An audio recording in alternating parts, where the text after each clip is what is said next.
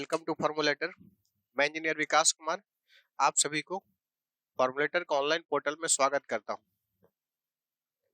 आज हम लोग पीवाईक्यू के बारे में हम लोग डिस्कशन करने वाले हैं, वो भी स्पेशल नेटवर्क थ्योरी का बात कर रहे हैं। थर्ड सेमेस्टर इलेक्ट्रॉनिक्स में ये टॉपिक पढ़ना है आपका नेटवर्क थ्योरी। बहुत ही मजेदार, बहुत ही इंटरेस्टिंग सब्जेक्ट है, जिसका प्रीवियस ईयर क्वेश्चन जो है उसको मैं डिस्कस कर रहा हूँ आज के क्लास में। तो आप बिल्कुल बने रहिए, कंसंट्रेशन के साथ देखते रहिए, लास्ट तक देखते रहिए और एक एक क्वेश्चन को क्लियर करते हुए आगे हम बढ़ेंगे। तो लेट्स से स्टार्ट करते हैं। और हाँ, यदि आप बिल्कुल नए होंगे फॉर्मूलेटर के लिए तो आपका जो भी ऐप है, ऐप को लिंक को भी शेयर करें दोस्तों को, जो भी फ्रेंड लोग नहीं डाउनलोड कर पा रहे हैं या फिर और कुछ है तो ऐप को भी शेयर कर दें थोड़ा, फॉर्मूलेटर ऐप को। और इसके अलावा हम लोग अच्छा करेंगे। आज हम लोग ठान लेंगे कि हर सब्जेक्ट में हमको अच्छा करना है। Don't fear because Vikas sir is here. इसलिए नेटवर्क में तो बिल्कुल नहीं डरना है, क्योंकि क्वेश्चंस को अच्छे तरीके के कंसेप्ट क्लियर करते हुए चल रहे हैं। जो क्वेश्चन कर रहे हैं उसके इर्द गिर्द भी क्वेश्चंस हम लोग करते चलेंगे, ताकि एग्जाम में इर्द गिर्द भी क्वेश्चंस आए, उसके अलावा भी उससे रिलेटेड क्वेश्चन भी आए तो आप अच्छी तरीके से सोल्व कर पाए। ठीक है, चलिए तो हम let's say start. Question number one का पहला क्वेश्चन है, an ideal voltage source should B. Ideal voltage source कैसा होना चाहिए, इस बारे में आपको बोला गया है कि आइडियल वोल्टेज सोर्स कैसा होगा। तो चलिए देखते हैं आइडियल वोल्टेज सोर्स कैसा होगा। आइडियल वोल्टेज सोर्स का बात करेंगे तो देखो, हमारा इसका इंटरनल रेजिस्टेंस वोल्टेज सोर्स है, ये मान लिया जाए। इसका इंटरनल रेजिस्टेंस जो होता है आपका सीरीज में कनेक्टेड होता है, आर इंटरनल, और आइडियल के केस में वैल्यू 0 होता है। आइडियल के केस में वैल्यू 0 होता है। यही अगर हमारा वोल्टेज सोर्स की जगह अगर हमारा करंट सोर्स रहता, तो ये करंट सोर्स का जो इंटरनल रेजिस्टेंस होता है ये इसके साथ में पैरेलल में कनेक्टेड होता है। ये इसके साथ में आपका पैरेलल में कनेक्टेड होता है, इसका इंटरनल रेजिस्टेंस करंट सोर्स का। This is the voltage source. ये क्या है बताइए, वोल्टेज सोर्स है, वोल्टेज सोर्स है। और ये जो है आपका क्या है, करंट सोर्स है। एक आपका वोल्टेज सोर्स है और दूसरा जो है आपका करंट सोर्स है। ये दोनों में अंतर यही है कि वोल्टेज सोर्स का इंटरनल रेजिस्टेंस सीरीज में होता है और करंट सोर्स का इंटरनल रेजिस्टेंस पैरेलल में होता है। ये भी क्वेश्चन पूछा जाता है, the internal resistance of current source should be connected in series, connected in parallel, either series और parallel, none of the above. कुछ भी आपका क्वेश्चंस में पूछा जा सकता है, तो अकॉर्डिंगली क्वेश्चन जो पूछे उतना आंसर देना है। ठीक है, और ये भी पूछता है कि आइडियल केस में ये करंट सोर्स का इंटरनल रेजिस्टेंस कितना होगा, इनफाइनाइट होगा। ये भी क्वेश्चंस आपको पूछा जाता है ऑब्जेक्टिव पॉइंट ऑफ व्यू से। और इस क्वेश्चन का पार्टिकुलर अगर हम बात करें, इस क्वेश्चन में जो पार्टिकुलर है आपका ये बोला गया है कि इंटरनल रेजिस्टेंस कितना होगा इसका, वोल्टेज सोर्स का, आइडियल वोल्टेज सोर्स का। ठीक है, आइडियल वोल्टेज सोर्स का इंटरनल रेजिस्टेंस कितना होगा, तो इंटरनल रेजिस्टेंस होता है 0। तो हमारा क्या क्या ऑप्शन है देखो, large value of EMF, small value of EMF, 0 source resistance, infinite source resistance. क्या होगा आंसर, 0 सोर्स रेजिस्टेंस। इनफाइनाइट किस में रहता है, यही अगर करंट सोर्स रहता तो आंसर कौन सा होता, डी ऑप्शन होता, इनफाइनाइट क्वेश्चंस। तो यहां से क्वेश्चन कौन कौन अराइज हुआ, पहले क्वेश्चन पूछ सकता है कि वोल्टेज सोर्स का इंटरनल रेजिस्टेंस कनेक्टेड होता है सीरीज में या पैरेलल में, आइदर सीरीज पैरेलल, तो क्या होगा आंसर सीरीज। एक क्वेश्चन हो सकता है कि करंट सोर्स का इंटरनल रेजिस्टेंस कैसे होता है कनेक्टेड, सीरीज में या पैरेलल में, either series either parallel, none of the above. क्या, पैरेलल में। आइडियल वोल्टेज सोर्स का इंटरनल रेजिस्टेंस या सोर्स रेजिस्टेंस क्या होता है, 0। आइडियल करंट सोर्स का इंटरनल रेजिस्टेंस या सोर्स रेजिस्टेंस क्या होता है, इनफाइनाइट। इतना क्वेश्चन हुआ। चलिए, एक जैसे वोल्टेज पूछा है तो इसका आंसर क्या हो गया, 0। क्लियर। नेक्स्ट क्वेश्चन को हम लोग मूव करेंगे। नेक्स्ट क्वेश्चन, चलिए नेक्स्ट क्वेश्चन को मूव करते हैं अगला स्लाइड में। For every tree there is a, for every tree there will be number of cut set matrix. For every tree there will be number of cut set matrix. कितना cut set matrix हो सकता है, तो जितना भी tree है उतना cut set matrix, एक ही कट सेट मैट्रिक्स होगा। चाहे कोई भी ट्री हो, कट सेट मैट्रिक्स क्या होता है, एक ही होता है, कट सेट एक ही होगा। ठीक है, तो हर ट्री के लिए एक कट सेट मैट्रिक्स, हर ट्री के लिए एक आपका टाइसेट मैट्रिक्स, कटसेट या टाइसेट दोनों पूछेगा तो दोनों वही होगा, चाहे टाइसेट पूछे या फिर कटसेट पूछे, दोनों का होता है नंबर ऑफ टाइसेट भी 1, कटसेट भी 1, 4 ए ट्री। कोई भी ट्री के लिए टाइसेट बात करे या कटसेट बात करे, दोनों क्या होता है 1 के बराबर ही होता है, अलग नहीं होता है। ठीक है, 1 के बराबर ही होगा, अलग नहीं होगा। यहाँ तक खूब साफ समझ गए होंगे बात को। अब बात करेंगे जैसे कि टाइसेट कटसेट कैसे निकालते थे। जैसे कि कोई ग्राफ है, ये ग्राफ है, ये ट्री हो गया, तो यहाँ पर क्या बोला है टाइसेट हम कैसे निकालेंगे। ये मान लीजिए ट्री वाला ये है, तो टाइसेट इसमें देखेंगे हम लोग लिंक से रिलेटेड, हम लोग टाइसेट या कटसेट हम लोग बात करते हैं या कोड रिलेटेड बात करते हैं, जो भी है। बस अभी फिलहाल के लिए याद रखिए, बाकी आगे हम डिस्कस करते हैं जस्ट अभी थोड़ी देर में। तो टाइसेट कोई भी मैट्रिक्स में होगा, ट्री में 1, कटसेट भी कितना होगा 1, इसका आंसर क्या होगा 1 इज द करेक्ट आंसर। ठीक है, चलिए नेक्स्ट क्वेश्चन की ओर मूव करते हैं हम लोग। Next question, which of the following expression is true in case of open circuit parameter। Open circuit parameter के केस में हमारा कौन सा चारों में से सही है। ओपन सर्किट पैरामीटर को, ये जो ओपन सर्किट पैरामीटर है, ओपन सर्किट पैरामीटर, इस पैरामीटर को हम लोग जेड पैरामीटर के नाम से भी जानते हैं, जेड पैरामीटर, या फिर इसी को इंपीडेंस पैरामीटर के भी नाम से जानते हैं, इंपीडेंस पैरामीटर के भी नाम से जानते हैं। इंपीडेंस क्यों बोलते हैं, ओपन सर्किट पैरामीटर को क्यों बोलते हैं, जेड पैरामीटर को, इंपीडेंस को? क्योंकि इसका जो कंडीशन हम लोग निकालते हैं ओपन सर्किट करके निकालते हैं। जैसे कि क्या होता है, बेसिकली टू पोर्ट नेटवर्क में 2 पोर्ट होता है, 2 पोर्ट में ऐसा कुछ डिफाइन होता है। यहाँ जो ऐसा आपका V1 है, करंट I1 फ्लो कर रहा है, यहाँ का वोल्टेज सपोज V2 है, करंट इसमें I2 फ्लो कर रहा है। ये जो आप देख रहे हैं V1 I1 V2 I2, इस चारों में से कोई भी 2 डिपेंडेंट होता है और 2 इंडिपेंडेंट होता है। तो कब डिपेंडेंट होता है, कब इंडिपेंडेंट होता है, ये हम बात करेंगे। तो ये कहना मुश्किल है कि कब डिपेंडेंट कब इंडिपेंडेंट, डिफरेंट पैरामीटर हो जाएगा। तो जेड पैरामीटर के लिए क्या होता है कि V1 V2 को हम लोग डिपेंडेंट मानते हैं और I1 I2 को इंडिपेंडेंट मानते हैं। Y के लिए क्या, I1 I2 को डिपेंडेंट मानते हैं जबकि V1 V2 को इंडिपेंडेंट मानते हैं। तो पैरामीटर चेंज करने से, यानी डिपेंडेंट इंडिपेंडेंट चेंज करने से पैरामीटर आपका चेंज कर जाएगा। बात समझ रहे हैं? तो जेड पैरामीटर में जो होता है, जेड पैरामीटर में जो होता है से आपका ये जो V1 V2 जो होता है से डिपेंडेंट होता है और V1 V2 डिपेंडेंट होता है, यानी कि V1 V2 जो होता है ये फंक्शन होता है किसका, बताइए, I1 I2 का फंक्शन होता है। ये जो है से V1 V2 जो है से डिपेंडेंट है, क्या बताइए, डिपेंडेंट है, और I1 I2 जो है से क्या बताइए, इंडिपेंडेंट है, इंडिपेंडेंट है। तो डिपेंडेंट और इंडिपेंडेंट कुछ भी हो सकता है। इसको डिपेंडेंट फंक्शन है, इस फॉर्म में इसको लिख सकते हैं जेड के फॉर्म में। जेड कोई मैट्रिक्स है, Z11 Z12 Z21 Z22 into कितना है बताइए, I1 I2, ऐसा है जेड के फॉर्म में फंक्शन। अब देखिए हमारा ध्यान दीजिए, Z11 Z12 Z21 Z22 ऐसा कुछ है, ये V1 V2 इस एक तरह का मैट्रिक्स है बाबू। ये 2 पोर्ट नेटवर्क कहने का मतलब है कि मैट्रिक्स जो है 2x2 का है।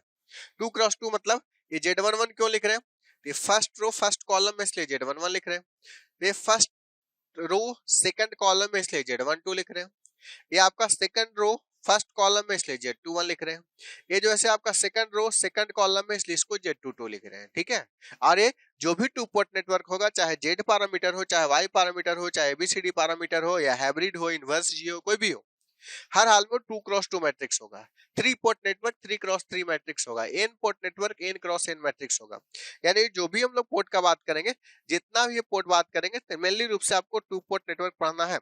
और जब इसको आप मल्टीप्लाई करेंगे, देखिए क्या इक्वेशन आएगा, मल्टीप्लाई करो, रो को किससे करते हैं बताओ, कॉलम से। तो रो को कॉलम से करेंगे तो देखो क्या हो जाएगा, V1 इक्वल टू, इसको करते हैं, इसको करेंगे इससे, तो क्या होगा बताओ, Z11 इंटू कितना I1, फिर क्या करेंगे Z12 इंटू I2, इससे होगा, फर्स्ट को फर्स्ट से, इसको इससे करेंगे तो क्या होगा, प्लस में Z12 इंटू कितना हो जाएगा I2, V2 इक्वल टू क्या हो जाएगा, फिर सेकंड रो फर्स्ट कॉलम करेंगे तो क्या होगा, Z21 इंटू कितना I1 प्लस Z22 इंटू कितना हो जाएगा बताओ I2। यानी कि इक्वेशन हो गया किसका, जेड पैरामीटर का स्टैंडर्ड फॉर्म हुआ, इसी स्टैंडर्ड फॉर्म पर काम करेगा। तो बताइए इस इक्वेशन से कौन सा आपका मैच कर रहा है एबीसीडी ऑप्शन में, ओपन सर्किट में से बोलेंगे जेड पैरामीटर कौन सा मैच कर रहा है बताइए आप। ये पहला वाला मैच कर रहा है क्या, पहला वाला नहीं कर रहा है। दूसरा वाला मैच कर रहा है क्या, दूसरा वाला भी नहीं कर रहा है। तीसरा वाला मैच कर रहा है क्या, हाँ तीसरा वाला मैच कर गया। चौथा ऑटोमेटिक है कि नहीं करेगा, ठीक है तीसरा वाला मैच कर गया, ये वाला इक्वेशन से देखो मैच कर गया ये वाला है, यानी कि इसका आंसर क्या हो जाएगा, उल्टा लिखा गया है, दूसरा तीसरा, ये वाला तीसरा होना चाहिए, ये वाला दूसरा होना चाहिए, ठीक है। तो ये वाला ऑप्शन जो भी है, ये वाला क्या हो गया, V1 equal to Z11 into I1 plus Z12 into I2। Clear है, यहाँ तक क्लियर है। चलो नाउ अगले क्वेश्चन को मूव करते हैं हम लोग। अगले क्वेश्चन देखिए, अगला क्वेश्चन आपका ये वाला है, ये वाला हमारा देखिए, for a T shaped network, क्या नेटवर्क है बाबू, T shaped network, if the short circuit admittance parameter are y11 y12 y22 y11 in terms of transmission parameter can be expressed as, यानी कि बोला है कि y पैरामीटर को ABCD parameter के फॉर्म में हम लोग कैसे रिप्रेजेंट करेंगे, ABCD के पैरामीटर में कैसे हम लोग रिप्रेजेंट करेंगे। यानी कि ये पूछा आपको क्या, y parameter in terms of ABCD parameter, ABCD parameter in terms of ABCD parameter, ABCD parameter के फॉर्म में in terms of ABCD parameter. अब देखो y इक्वल टू क्या होना चाहिए बताइए, y11 y12 y21 y22, ये दोनों में जो कन्वर्सन है क्या होता है बताओ, एबीसीडी के फॉर्म में ए बी होता है, ए भी बी होता है, ए भी बी होता है, डिटरमाइन बी होता है, ये वाला डी होता है, ये वाली ए होता है, ये वाला डेल टी होता है, ये वाले -1 होता है, यही होता है, डेल टी होता है और -1 होता है, बीसी माइनस डेल टी होता है, माइनस डेल टी और ऐसा होता है। अब देखिए ध्यान दीजिए, अब हम इसको इससे कंपेयर करो, कंपेयर करोगे तब देखो क्या है, कंपेयर करने के बाद ये y11 पूछा है, y11 को इसका पहला टर्म से कंपेयर करो, ये दोनों क्या होना चाहिए बराबर, y21 पूछे तो इससे करो, y22 पूछे तो इससे करो। तो पूछा क्या है आपको बताइए, y11 कौन सा होगा, d बटा बी, d बटा बी कहीं है क्या, ये ऑप्शन है d बटा बी, समझ में आया। यानी कि इसमें आपको डी एबीसीडी पैरामीटर मालूम है, अगर एक पैरामीटर मालूम है तो दूसरे पैरामीटर में कन्वर्सन का रूल्स है, तो ये रूल्स है आपका, इस रूल के तहत हम लोग बोल सकते हैं कि y11 जो होगा कितना के बराबर होगा, तो d बाई बी के बराबर होगा, d बाई बी के बराबर होगा कौन सा, y11 जो होगा से d बाई बी का बराबर होगा। होप सो क्लियर होगा, यस सर बिल्कुल क्लियर है। चलिए नाउ नेक्स्ट क्वेश्चन, ये है आपका next question, the frequency of the constant K low pass filter, इसका फॉर्मूला होता है बाबू, cut off frequency of constant low pass filter 1 by root under pi root under LC. ये कोई ऑप्शन में नहीं दिया है लेकिन फॉर्मूला ये होता है 1 बाय, इसको बना देते हैं 1 बटा पाई रूट अंडर एलसी, ऐसे कर देते हैं। ये फॉर्मूला इसमें से चारों में से कोई ऑप्शन नहीं है, ये वाला फॉर्मूला होता है 1 by pi root under LC के बराबर होता है, किसका, constant K low pass filter का ये फॉर्मूला है एफसी। क्लियर है, यहाँ तक होप सो समझ गए होंगे। नेक्स्ट अगला जो है आपका, ये आपका एलटीआई सिस्टम से रिलेटेड है, एलटीआई सिस्टम से रिलेटेड है। क्वेश्चन पढ़िए बढ़िया से, which condition determine the causality of the LTI system in terms of it impulse response. Causality, कोई भी सिस्टम कॉजुअल कब होगा, कॉजुअल कब होगा, a continuous time LTI system is causal system, कोई भी एक कंटिन्यूअस, कोई भी continuous signal is said to B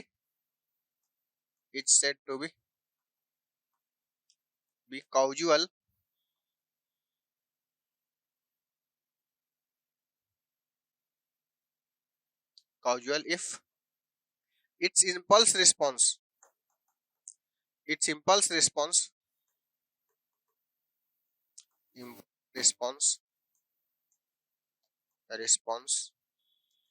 is 0 for t less than 0।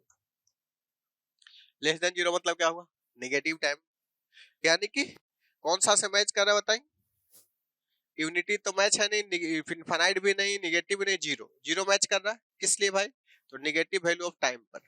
तो कौन सा ऑप्शन सही हो जाएगा, ए ऑप्शन सही हो जाएगा।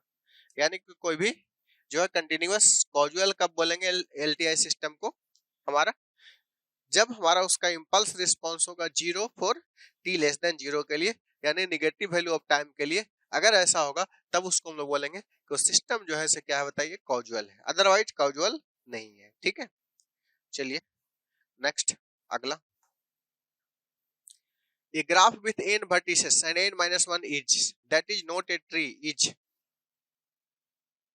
ऐसा हमारा होगा तब क्या होगा, ये जो होगा डिस्कनेक्टेड होगा। A graph with n vertices and n-1 edge that is not a tree is, कुछ क्वेश्चन मिसिंग है, थोड़ा सा लग रहा है। इफ कोई भी graph, if a graph is not connected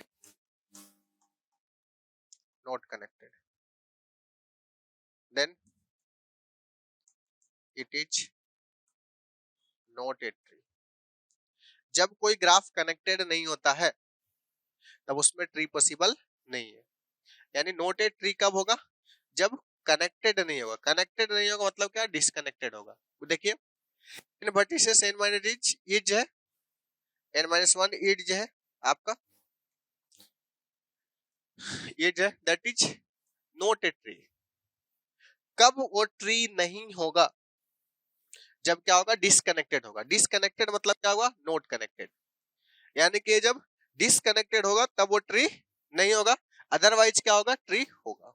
clear है, यहां तक बात समझ गए। चलिए अब हम आगे लेकर के चलते हैं अगले क्वेश्चन की ओर। अगला क्वेश्चन क्या है, if a network function has zero only, कोई भी नेटवर्क फंक्शन का क्या है, जीरो है। कब है, कहां पर है, in the left side of the S plane, then the system is said to be. कोई भी अगर नेटवर्क फंक्शन है जिसका कोई भी जीरो या पोल यदि लाई करता है कहां, left side of S plane में, तो हमारा सिस्टम कैसा होता है। तो हमारा सिस्टम अगर ऐसा लाई करेगा तो हमारा सिस्टम जो होगा वो स्टेबल होगा। कोई भी सिस्टम का पोल या जीरो यदि left side of S plane में लाई करेगा तो हमारा सिस्टम जो होगा से कैसा होगा, स्टेबल होगा। इसका आंसर कौन सा होगा, ये हमारा ए स्टेबल फंक्शन है। ए जो होगा से पहला आंसर पक्का, इस पे लगाओ ठप्पा, यानी कि ठप्पा लग गया हमारा स्टेबल फंक्शन कौन सा, तो ये only zero in the left of S plane रहेगा, तब ऐसा आपका होगा।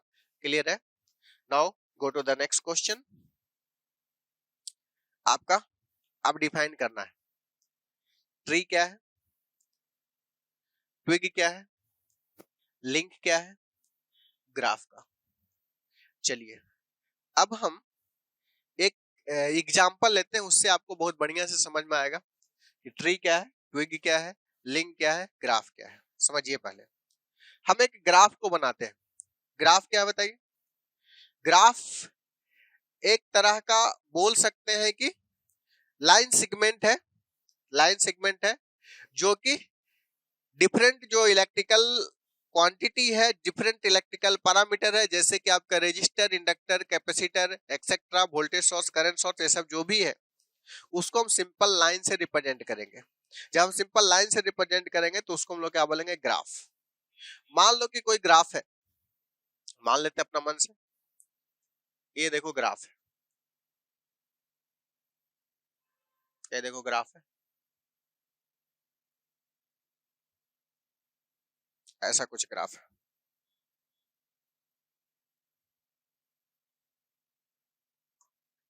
ये ग्राफ यहां से यहां तक ऐसे ऐसे ऐसे,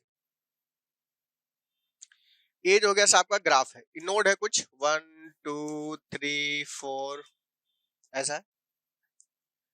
इसका भी कुछ नेमिंग होगा, मान लेते हैं। ये डायरेक्टेड भी हो सकता है, नॉन डायरेक्टेड हो सकता है। डायरेक्टेड मतलब डायरेक्शन दिया रहेगा, नॉन डायरेक्टेड मतलब डायरेक्शन नहीं दिया रहेगा। अब इससे कोई भी एक पॉसिबल ट्री को हम बना लेते हैं, कोई भी एक पॉसिबल ट्री को चलो हम बना लेते हैं। चलो एक हम इस ये जो ग्राफ है, इस ग्राफ का एक हम पॉसिबल ट्री बनाते हैं। एक पॉसिबल ट्री देखो कैसा बन सकता है, देखो ऐसा बन सकता है, देखो ध्यान दो, कोई भी पॉसिबल ट्री बना लेते हैं। चलो ऐसा हम पॉसिबल ट्री बना रहे हैं। ट्री क्या होता है बताइए? ट्री जो है से वह है जो कि सारे नोड को कनेक्ट करेगा लाइन सेगमेंट से। ट्री वह है जो कि सारे लाइन सेगमेंट से क्या करेगा, कनेक्ट करेगा। तो इसका पॉसिबल ट्री बहुत सारा बन सकता है। ये भी एक तरह का ट्री है, यानी कि ट्री जो है, tree is the interconnected open set of branch which include all the node of the graph. It is the interconnected tree का हम पहले बात कर रहे हैं। ट्री जो है it is interconnected connected open set of branch which include all node. Open set कहने का मतलब है कोई भी क्लोज लूप नहीं बनना चाहिए। ये हो गया। ये भी हम लोग बोल सकते हैं कि आपका ट्री है। ए भी आपका बोल सकते हैं, ये भी ट्री है, इसमें सारे नोड आपका शामिल हो गया। इसका उल्टा भी आपका ट्री बन सकता है, ये भी आपका ट्री है, सारे नोड शामिल हो गया। कोई भी हो सकता है यार, ठीक है। इसका उल्टा भी हो सकता है, ऐसे, ये भी आपका ट्री है, इसमें सारे नोड आपका सम्मिलित हो गए। तो ट्री कुछ कितना भी हो सकता है, जितना पॉसिबल है। ये हम आगे चल के इंसिडेंस मैट्रिक्स पढ़ेंगे, एक रिड्यूस इंसिडेंस मैट्रिक्स पढ़ेंगे। ए इंटू ए ट्रांसपोज जो होता है, इतना नंबर ऑफ क्या होता है बताइए, ए इंटू ए ट्रांसपोज जो होता है, इतना नंबर ऑफ ट्री बन सकता है। तो ये आपका ट्री इस तरीके से हम लोग बना सकते हैं, यानी interconnected open set of branch which include all node, जो सारे नोड को क्या करेगा, कनेक्ट करेगा, इसको हम लोग बोलेंगे। तो ये आपका ट्री हो गया। क्लियर है? ट्री समझ में आया? ट्री ये हमारा, आप बता सकते हैं कि कितना पॉसिबल ट्री होगा, इससे रिलेटेड डिस्कस कर ही देते हैं। चलो यही का हम पॉसिबल ट्री हम बात करते हैं, यही का हम पॉसिबल ट्री का बात करते हैं। कितना पॉसिबल ट्री हो सकता है, सेम ग्राफ है आपका, पॉसिबल ट्री को हम बनाते हैं, आप भी बनाने की कोशिश कीजिएगा। ये जो है आपका पॉसिबल ट्री को हम बनाते हैं, देखिए ऐसा है, ऐसा है, ऐसा है, ऐसा है, ये वाले ग्राफ है। अब हम पॉसिबल ट्री बना रहे हैं, पहला नोड, दूसरा नोड, तीसरा नोड, चौथा नोड, पॉसिबल ट्री देखिए कितना हो सकता है बताइए। ट्री बनाते हैं इसका। ट्री में पहला देखिए क्या है ट्री, एक तो ट्री ऐसा हो सकता है, बना दिए पहला ट्री। दूसरा ट्री बनाते हैं, एक ट्री देखो ऐसा हो सकता है, ऐसा हो सकता है, ठीक है। तीसरा ट्री कैसा हो सकता है बताइए, जस्ट इसका उल्टा भी हो सकता है यार। तीसरा नंबर ऑफ ट्री ऐसा हो सकता है, ऐसा ऐसा ऐसा, ये आपका तीसरा ट्री हो सकता है। और कैसे ट्री हो सकता है बताइए, आप ही बताइए। और जो ट्री हो सकता है, एक ट्री तो ऐसे भी बन सकता है, ये भी तो ट्री है। ट्री क्या है, सारे नोड को कनेक्ट करना चाहिए, ओपन सेट ऑफ एलिमेंट है, हो गया। अगला ट्री भी ऐसे ही बन सकता है, देखिए अगला ट्री ऐसे भी हो सकता है, एक ट्री आपका ऐसे भी हो सकता है, ये हो गया। जस्ट इसका उल्टा भी हो सकता है, जस्ट इसका उल्टा भी हो सकता है, देखो ट्री भी बन सकता है, ऐसा भी बन सकता है, ये भी ट्री हो गया, ठीक है। और कैसा बन सकता है बताइए, और ट्री हो सकता है, और ट्री आपका भी बन सकता है, देखिए कैसा, ऐसे भी हो सकता है ना, देखिए ऐसा भी हो सकता है, ऐसे लाए ऐसे लाए ऐसे लाए, इसमें ऐसे लाए ऐसे लाए ऐसे लाए, इसमें सारे नोड शामिल हो गया ना। जस्ट इसका उल्टा भी तो हो सकता है, ऐसे भी शामिल हो सकता है, देखो ऐसे लाए ऐसे लाए ऐसे लाए, ये भी एक तरह का ट्री है, चारों नोड शामिल हो गया। यानी कि चारों नोड जो भी शामिल होगा वो क्या होगा, ट्री होगा, ट्री होगा। और कुछ पॉसिबल हो सकता है, आपका सोचने पर निर्भर करता है, देखिए और ऐसे भी पॉसिबल हो सकता है, नौ ऐसे भी हो सकता है, देखिए ये भी तो ट्री है, ये भी तो ट्री है, देखिए ऐसा हो सकता है, ऐसा ट्री है, ऐसा ऐसा ऐसा नॉर्मल ऐसे भी तो हो सकता है, इधर से भी हो सकता है, और भी कुछ हो सकता है जो हम लोग मिस कर रहे हैं, ठीक है। ऐसे कितना होगा, एक ऐसे हम लोग, एक फार्मूला होता है नंबर ऑफ ट्री का, नंबर ऑफ ट्री कोई भी ग्राफ में नंबर ऑफ ट्री जो होता है ए इंटू ए ट्रांसपोज के बराबर होता है, ठीक है। और इसका क्या निकालेंगे, डिटर्मिनेंट निकालेंगे, जहां पर ए जो है रिड्यूस इंसिडेंट मैट्रिक्स है, ये जो है क्या, रिड्यूस इंसिडेंट मैट्रिक्स है, क्लियर है। इस तरीके से आपका ट्री आप समझ गए होंगे। अब हम बात कर लेते हैं अगला टर्म, देखिए इसमें क्या पूछा है, एक और ट्री के अलावा में ट्विग क्या है, लिंक क्या है, चलिए हम लोग इसको समझते हैं। ट्री तो समझ ही गए हैं क्या है, ट्विग और लिंक समझते हैं। ये मान लीजिए कोई भी एनी आर्बिट्री ट्री सेलेक्ट कर लिए, ये आर्बिट्री ट्री है, इसमें जो मेन ब्रांच हो गया, और ये वाला को तो हम लोग शामिल नहीं किए, देखो ये वाला को शामिल नहीं किए जो डॉटेड लाइन से दे रहे हैं, इसको शामिल नहीं किए जो डॉटेड लाइन से दिए हैं, इसको शामिल नहीं किए जो डॉटेड लाइन से दिए हैं, क्लियर। अब देखिए ध्यान दीजिए, तो जो मेन है any branch of the tree उसको बोलेंगे ट्विग। ट्विग क्या है बताइए, any branch of the tree, twig क्या बोलेंगे, twig any branch of the tree, any branch of the tree, of the tree is called twig, TWIG, इसको बोलेंगे twig. ये यानी कि ये वाली जो हो गया से आपका ट्विग हो गया, ये वाली जो हो गया से आपका ट्विग हो गया, ये क्या हो गया बाबू, ट्विग। और ये जो डॉटेड लाइन वाला है, ये आपका डॉटेड लाइन वाला है, इसको हम लोग बोलेंगे लिंक, LIN के लिंक। एक और टर्म इसको हम लोग बोलते हैं कोड, CHORD, लिंक और कोड एक ही चीज, यानी कि लिंक या कोड का अगर आपको डिफिनेशन पूछे तो आप क्या बता सकते हैं बताइए, लिंक या कोड क्या है, क्या बता सकते हैं बताइए, लिंक या कोड क्या है। लिंक या कोड वह है, लिंक या कोड वह है जो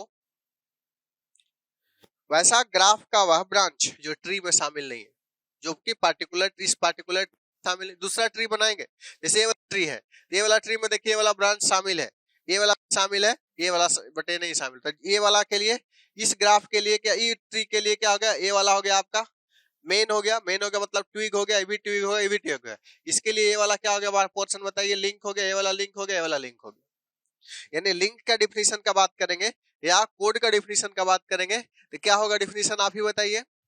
लिंक या कोड वह है जो कि मेन ग्राफ का जो ब्रांच है उसमें शामिल नहीं है, यानी कि यह वह ब्रांच है जो पार्टिकुलर ट्री में शामिल नहीं है। The branch of graph, the branch of, the branch of graph, graph which does not include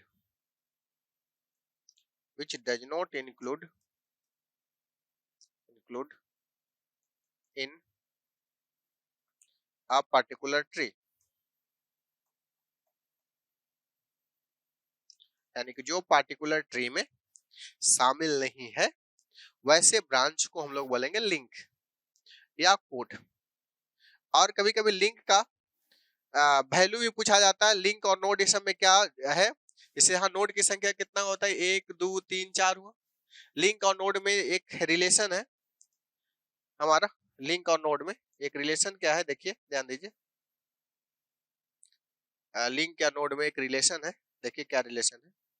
relation ये है, नंबर ऑफ लिंक जो होता है, नंबर ऑफ लिंक या फंडामेंटल लूप जो होता है, इसका वैल्यू होता है L बराबर B माइनस एन प्लस में 1। L बराबर B माइनस एन प्लस में 1, जहां पर वेयर L बराबर क्या है, नंबर ऑफ लिंक आगे चल किसी को बोलेंगे हम लोग fundamental loop, number of fundamental loop. B क्या है बताइए, नंबर ऑफ ब्रांच है, B is the number of branch, ठीक है। N क्या है बताइए, नोड है, N बराबर जो है नंबर ऑफ नोड होता है, N बराबर नंबर ऑफ नोड होता है। सारे टॉपिक को जो जो रिलेटिव है उसको रिवाइज करते हुए हम लोग चल रहे हैं। और हमारा ट्विग का संख्या कितना होता है, देखो ट्विग इक्वल टू n-1 होता है, नोड -1 होता है। जैसे कि देखो लिंक अगर हमारा बात करें इसके जस्ट पहले वाला ये वाला का ग्राफ का, ये वाला ग्राफ का बात, ये ग्राफ में नोड की संख्या कितना, 1 2 3 4, नोड की संख्या कितना बताओ, 4। तो लिंक कितना होगा बताओ, L बराबर B। ब्रांच कितना है, 1 2 3, टोटल 4 5 6 ब्रांच है। नोड की संख्या 4 है, प्लस में कितना 1 है, कितना होगा 3। लिंक कितना होगा 3। देखो एक लिंक, दूसरा लिंक, तीसरा लिंक। और बताएं कि नंबर ऑफ ट्विग की संख्या कितना होगा बताओ, नंबर ऑफ ट्विग जो होगा से n-1 होगा। तो नोड कितना बताइए, 4, 1 2 3 4। तो ट्विग कितना होगा बताइए, 4 - 1। कितना ट्विग है बताइए, 4 - 1 कौन कौन सा ट्विग है इसमें, ये जो डॉटेड वाला है, एक ट्विग, दूसरा ट्विग, तीसरा ट्विग। लिंक, पहला लिंक, दूसरा लिंक, तीसरा लिंक, समझ रहे हैं। फॉर्मूला से भी कैलकुलेट कर सकते हैं। और ये फॉर्मूला एकदम बहुत इंपॉर्टेंट है, आगे चल के कॉम्पिटिटिव एग्जाम में, इवन इफ गेट ईएससी में भी क्वेश्चन इससे रहता ही रहता है, ठीक है। और कोई भी कॉम्पिटिटिव एग्जाम दीजिएगा एई जेई का, वहां भी ये सब रहता ही रहता है। इसलिए फॉर्मूला बहुत इंपॉर्टेंट है, एकदम से टीटीआई है, एकदम से टीटीआई है। टीटीआई मतलब तावातोड़ इंपॉर्टेंट, क्या तावातोड़ इंपॉर्टेंट, यानी कि बहुत इंपॉर्टेंट है। ये जो है आपका फार्मूला जो है very very very very important है, जिसको हम लोग बोल रहे हैं तावातोड़ इंपॉर्टेंट है। यहाँ तक होप सो आप बात को अच्छे तरीके से समझ गए होंगे, क्लियर है। Now let's see next question. चलिए अब देखते हैं नेचुरल रिस्पॉन्स क्या है और फोर्स रिस्पॉन्स क्या है। नेचुरल रिस्पॉन्स वैसा रिस्पॉन्स है जिसमें इनिशियल वैल्यू का कोई लेना देना नहीं होता है। The response which does not include the initial condition, the, सबसे पहले बात करें नेचुरल रिस्पॉन्स का।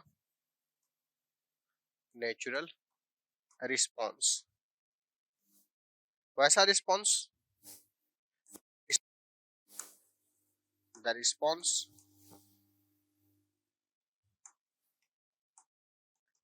which does not include initial condition. Initial condition किस में हो सकता है बताइए आप, आइदर इंडक्टर में हो सकता है या कैपेसिटर में हो सकता है। यानी कि वोल्टेज अक्रॉस इंडक्टर इनिशियली कुछ ना दिया हो, या करंट अक्रॉस इंडक्टर ना दिया हो। इनिशियल कंडीशन में एग्जांपल में voltage across capacitor, voltage across capacitor ना दिया हो, या करंट इन इंडक्टर, इंडक्टर में करंट नहीं हो, लेकिन इनपुट क्या होना चाहिए, होना चाहिए input is, but input is suppressed, but with input is suppress, यानी कि इनपुट इसमें देंगे लेकिन कोई इनिशियल कंडीशन नहीं होगा, इनपुट के अकॉर्डिंग ही अपने आप को इधर उधर करेगा। इसको हम लोग बोलते हैं आपका नेचुरल रिस्पॉन्स, नेचुरल रिस्पॉन्स। लेकिन फोर्स रिस्पॉन्स में क्या होगा, फोर्स रिस्पॉन्स में इनिशियल वैल्यू भी यहाँ पर वर्क करेगा, किसमें, फोर्स रिस्पॉन्स में। यानी फोर्स रिस्पॉन्स में response which include initial condition और it is calculated with source turn on, ठीक है। यानी कि इसमें अगर हम बात करें फोर्स रिस्पॉन्स का, फोर्स रिस्पॉन्स का यानी फोर्स रिस्पॉन्स वह है the response which include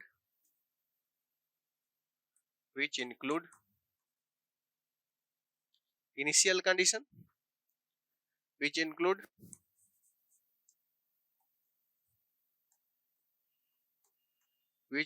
initial condition, जो इनिशियल कंडीशन को देता है, which include initial condition और एंड इसमें सोर्स जो है से एक्टिंग होता है, सोर्स जो अप्लाई करते हैं, and it is calculated with source turn on, and it is calculated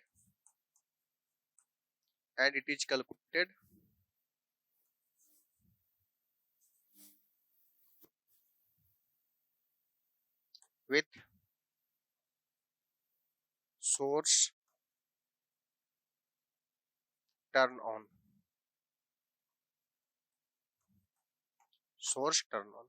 जब सोर्स टर्न ऑन होगा तब इसको हम लोग क्या करते हैं, कैलकुलेट करते हैं। क्लियर।